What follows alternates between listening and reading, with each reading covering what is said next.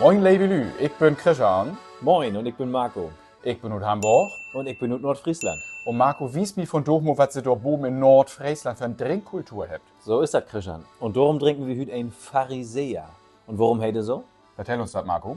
Du musst ob Nordstrand, du gibst einen ziemlich scharfen Pasta und die Leute schon nicht so viel Alkohol trinken. Aber wie ein Kind stirbt, habt sie rum in den Kaffee gemacht und habt dann den Raum übermockt. Das die Rüben da. Ja. So. Aber als der Pasta den Markt hat, einen besoffen worden, du hättest den schreien, hier im Pharisäer. Hier. Der Manto, Marco.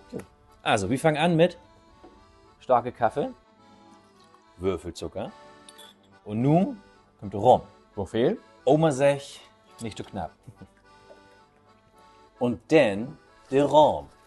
Was magst du denn da? Nee. Tradition, Junge. Christian, du schaffst ihn mit der Schüttel nicht verheiraten. Nun sehen wir bei den Tau. Nicht zu knapp. Du hast du den Pharisäer, Christian. Halt. Töf. Oma sagt, Schokoraspeln. Beten was für die Augen. Wunderbest, Marco. Man, so lot schall ich eigentlich keinen Kaffee mehr haben. Und mit der Laktose. Ja, das ist gar kein Problem, Christian. Dafür gibt es auch einen koffeinfreien und laktosefreien Pharisäer. Das ist mir auch ganz ein Plitschen. Ich sag dir das. Tschüss. Tschüss.